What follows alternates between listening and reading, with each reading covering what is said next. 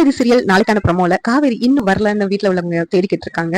உன்னை பாட்டி இருந்துகிட்டு, நீ குமரா, நீ போயிட்டு காவேரியை போய் பாத்துட்டு வாடா, இன்னும் வரல, இன்னுமா எக்ஸ்பிரஷன் முடியல, இவ்வளவு நேரம் ஆயிடுச்சு, பொம்பளை பிள்ளை எப்படி தனியா வருவா, நீ போய் கூப்பிட்டு வாடா அப்படி சொல்லிட்டு சொல்றாங்க. உடனே சாரதா இருந்துகிட்டு, அவ எக்ஸ்பிரஷனுக்கு எல்லாம் போயிருக்கவே மாட்டா அத்தை, நம்ம கிட்ட போய் சொல்றாங்க, இவங்க எல்லாரும் அவளுக்கு சப்போர்ட் தானே பண்ணிக்கிட்டு இருக்காங்க, அவ அந்த பையனை தான் பார்க்க போயிருப்பா, என்ன நானே போய் பாத்துட்டு வரேன் அப்படின்னு சொல்லிட்டு சாரதா கிளம்புறாங்க.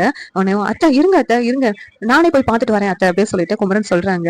இல்ல, நீங்க எல்லாம் போக மாட்டேன்னு சொல்றதெல்லாம் பார்த்தா எனக்கு காவேரி போலீஸ் ஸ்டேஷன் தான் போயிருப்பான்னு சந்தேகமா இருக்கு, அதனால நானே போய் அவ எங்க இருக்கான்னு போய் பாத்துட்டு வந்துடுறேன் அப்படின்னு சொல்லிட்டு சாரதா கிளம்புறாங்க. உடனே குமரனும் நிவினும் நாங்களும் போய் பாத்துட்டு வரோம் அப்படின்னு சொல்லிட்டு குமரன், நிவினும், யமுனா 3 பேரும் சாரதா கூட போறாங்க. 3 பேரும் போயிட்டு எக்ஸிபிஷன்ல போய் பாக்குறாங்க. அங்க காவேரி இல்ல. இத பாத்துட்டு சாரதா, நான் அப்பவே சொன்னேன்ல, அவ இங்கவே இருக்க மாட்டா, அவ வந்து எப்படியும் அந்த பையனை பாக்குறதுக்காக போலீஸ் ஸ்டேஷனுக்கு தான் போயிருப்பா அப்படின்னு நான் சொன்னேன்ல, அது மாதிரிதான் இப்ப நடந்திருக்கு, உடனே போலீஸ் ஸ்டேஷனுக்கு போகணும், அங்க போலீஸ் ஸ்டேஷன்லயே பேசி அந்த பையனை முடிச்சு விட்டு வரணும். குமரன் சொல்றாங்க, அத்தை எதுக்கும் காவேரிக்கு கால் பண்ணுவோம் அத்தை, அவ எங்க இருக்கான்னு கேட்டுட்டு அப்புறம் நம்ம போகலாம் அப்படி சொல்றாங்க. அவ எங்க இருக்கான்னு எனக்கு தெரியும், அவ எங்க இருப்பா, அந்த போலீஸ் ஸ்டேஷன்ல தான் இருப்பா, இன்னைக்கு அங்கேயும் போயிட்டு 2ல 1 முடிவு பண்ணிட்டு வந்துடலாம் அப்படி சொல்லிட்டு சாரா சொல்றாங்க. ஒண்ணு குமரன், ஒருவேளை நம்ம வர்ற பாதை இல்ல வராம வேற பாதையில அவன் வீட்டுக்கு போயிருந்தா என்ன பண்ணாத்த அப்படி சொல்லிட்டு குமரன் சொல்றாங்க. ஒன்னும் அப்படியெல்லாம் போயிருக்க மாட்டா அப்படின்னு சொல்லிட்டு சாரதா சொல்றாங்க. நான் கால் பண்றேன் அப்படி சொல்லிட்டு குமரன் கால் பண்றாங்க. ஆனா வந்து அங்க காவேரி வந்து போனை எடுக்கவே இல்லை. உடனே அவ போனை எடுக்க மாட்டா, எனக்கு தெரியும், அவ வந்து அந்த போலீஸ் ஸ்டேஷன்ல தான் இருப்பா அப்படி சொல்லிட்டு சாரதா சொன்னதே சொல்லிட்டு இருக்காங்க. நிவின் குமரனை பார்த்துட்டு என்ன பண்றது அப்படின்னு கேக்குறாங்க. வேற வழி இல்ல, போலீஸ் ஸ்டேஷனுக்கு தான் நம்ம போய் ஆகணும் அப்படின்னு சொல்லிட்டு குமரன், நிவின், யமுனா, சாரதா 4 பேரும் வந்து போலீஸ் ஸ்டேஷனுக்கு கிளம்பி வர்றாங்க. விஜய் காவேரியும் வீட்டுக்கு கிளம்பலான்னு சொல்லி இருக்கும்போது கரெக்டா ராகினி வெண்ணிலாவும் வந்து இறங்குறாங்க. வெண்ணிலா விஜய் காவேரியும் சேர்ந்து கையை கோர்த்து நிக்கிறத பார்த்துட்டு செம கடுப்பாகுறாங்க. கையை விட்ரி அப்படின்னு சொல்லிட்டு விஜய் பக்கத்துல போய் சொல்றாங்க. என் கையை எடுத்தும் கூட ட்ரை பண்றாங்க. உடனே காவேரி கடுப்பாகி 2 அரை அரைஞ்சிடறாங்க வெண்ணிலாவை. உடனே விஜய், இங்க பாரு விஜய், ஓ முன்னாடியே என்ன அரைகிறா, இங்க பாரு விஜய் அப்படி சொல்லிட்டு சொல்லிக்கிட்டு இருக்காங்க. உடனே அது நான் அறைய வேண்டியது, ஆனா காவேரி இப்ப அவ அரைஞ்சிருக்கா, நீ இப்படியே பண்ணிக்கிட்டு இருந்தானா அப்புறம் நான் தான் உன்னை அறைய வேண்டியது இருக்கும் அப்படின்னு சொல்லிட்டு விஜய் சொல்றாங்க. உடனேவும் வெண்ணிலா ஷாக் ஆகி நின்றுட்டு இருக்காங்க. விஜய், அப்பனா உனக்கு நான் முக்கியமே கிடையாதா விஜய் அப்படி சொல்லிட்டு அழுகுறாங்க. காவேரி முன்னாடியே ஏன் புருஷன் தான் அப்படின்னு சொல்லிட்டு விட்டு கொடுக்காம இருந்திருந்தா எனக்கு நல்லா இருந்திருக்கும், அவ இப்ப லேட்டா வந்து அதெல்லாம் உங்ககிட்ட கேக்குறா, இதை நினைச்சு எனக்கு ரொம்ப சந்தோஷமா தான் இருக்குது, சரி வழிவிடு, நான் வந்து என் பொண்டாட்டி சாப்பிட வைக்கணும், வழிவிடு அப்படி சொல்லிட்டு விஜய் சொல்றாங்க. இதை கேட்டுட்டு வெண்ணிலா ஷாக் ஆகி நின்றுட்டு இருக்காங்க. என்ன விஜய் நீ இப்படி எல்லாம் பேசுற அப்படின்னு சொல்றாங்க. பிறகு எப்படி பேசணும்னு எதிர்பார்க்கிறேன், நான் உன் மேல வச்ச இந்த மரியாதையெல்லாம் நீயே கெடுத்துக்கிட்ட, இப்ப நகர்றியா அப்படி சொல்லிட்டு விஜய் சொல்றாங்க. காவேரி சிரிச்சுக்கிட்டேவும் அமைதியா இருக்காங்க. ஏண்டி விஜய் வந்து உன்னுடைய வலையில விழ வச்சுட்டேன்னு நீ ரொம்ப சந்தோஷப்படுறியா அப்படின்னு சொல்லிட்டு வெண்ணிலா வந்து சொல்லிக்கிட்டு இருக்காங்க.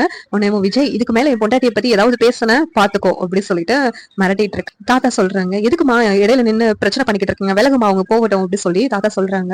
உன்னையும் வெண்ணிலா வந்து முழிச்சுக்கிட்டு இருக்காங்க. கரெக்டா அந்த நேரத்துல சாரதா, குமரன், நிவின், யமுனா 4 பேர் வர்றாங்க. வந்துட்டு காவேரி பார்த்துட்டு, ஏய் நீ இங்கதான் இருப்பேன்னு சொல்லிட்டு எனக்கு தெரியும் டி அப்படி சொல்றாங்க. உடனே காவேரி ஷாக் ஆகி நின்றுட்டு இருக்காங்க. அம்மா எப்படி இங்க வந்தாங்க அப்படின்னு சொல்லிட்டு எல்லாரும் ஷாக் ஆகுறாங்க.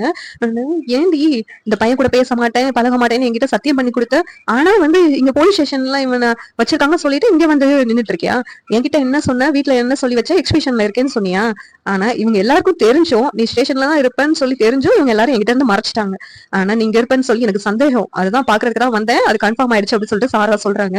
அம்மா என்னம்மா என்ன புரிஞ்சுக்கோங்கம்மா, நீங்க தானம்மா சொன்னீங்க நீ எந்த முடிவு எடுத்தாலும் எனக்கு சம்மதம் தான் அப்படின்னு சொல்லிட்டு, எனக்கு விஜயோட வாழ்றதுதான் என்னுடைய முடிவுமா, ஆனா அது உங்களோட சம்மதத்தோட தான் நான் விஜயோட வாழணும்னு நான் நினைச்சிட்டு இருக்கேன் அப்படின்னு சொல்லிட்டு காவேரி சொல்லிக்கிட்டு இருக்காங்க. உடனே வெண்ணிலா சொல்றாங்க, நீங்க அன்னைக்கு என்ன சொன்னீங்க, உங்க வீட்டுக்கு வரும்போது என் பொண்ணு அந்த பையனை டிவோர்ஸ் பண்ணிடுவா, அந்த பையனோட நீ வாழ்றதுக்கு எங்களுக்கு எந்த ஆட்சேபனையும் இல்ல அப்படிதானே சொன்னீங்க, இப்ப இவங்க பொண்ணு என்ன விஜய் தான் வேணும் அப்படின்னு சொல்லிட்டு விஜய் கையை பிடிச்சிட்டு நின்றுட்டு இருக்கா அப்படி சொல்லிக்கிட்டு இருக்காங்க வெண்ணிலா. இதெல்லாம் கேட்டு சாரதா, எதுக்குடி இப்படி போலீஸ் ஸ்டேஷன் எல்லாம் வந்து நீ அவமானப்படணும்னு இருக்குதா, பேசாம அந்த பையனை விவாகரத்து பண்ணடி, எல்லா பிரச்சனையும் முடிஞ்சிடும் அப்படின்னு சொல்றாங்க. உடனே அம்மா விவாகரத்து பண்றதை பத்தி எல்லாம் பேசாதீங்கம்மா, விவாகரத்து பண்ற முடிவே எனக்கு கிடையாது, நான் வந்து விஜயோட சேர்ந்து வாழணும் தான் என்னுடைய முடிவே இருக்குது, நீங்க மாத்தி மாத்தி பேசிக்கிட்டு இருக்கீங்க, அன்னைக்கு உன்னுடைய முடிவு விஜயோட வாழ்றதுதான் நீ போ அப்படின்னு சொன்னீங்க, இன்னைக்கு வேற மாதிரி பேசுறீங்கம்மா அப்படிங்கிறாங்க. நடக்கத்தெல்லாம் பார்த்தா இந்த பையனோட நீ சேர்ந்து வாழ்ந்தா சந்தோஷமா இருப்பான்னு எனக்கு தோணவே இல்லை அப்படி சொல்லிட்டு சாரதா சொல்றாங்க.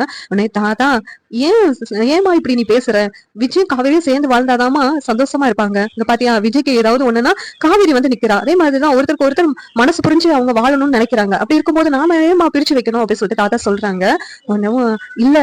இல்லப்பா நீங்க சொல்ற மாதிரி எல்லாம் இல்ல, இங்க இந்த பையனை கல்யாணம் முடிச்சு அந்த பொண்ணு வந்து இவங்க ரெண்டு பேரும் சேர்ந்து வாழவே விட மாட்டா, பிரச்சனை பண்ணிக்கிட்டே இருப்பா. அப்படி அப்புறம் எப்படி காவேரி விஜயும் சேர்ந்து வாழ முடியும் அப்படின்னு சொல்லிட்டு இருக்காங்க. சாரதா சொல்றாங்க, இன்னைக்கே இந்த போலீஸ் ஸ்டேஷன்ல வச்சவும் இந்த பிரச்சனைக்கு ஒரு முடிவு கிடைச்சிட்டு நம்ம போயிடலாம், அந்த பையனையும் நம்ம தீர்த்து கட்டிட்டு போயிடலாம் அப்படின்னு சொல்லிட்டு சாரதா சொல்றாங்க.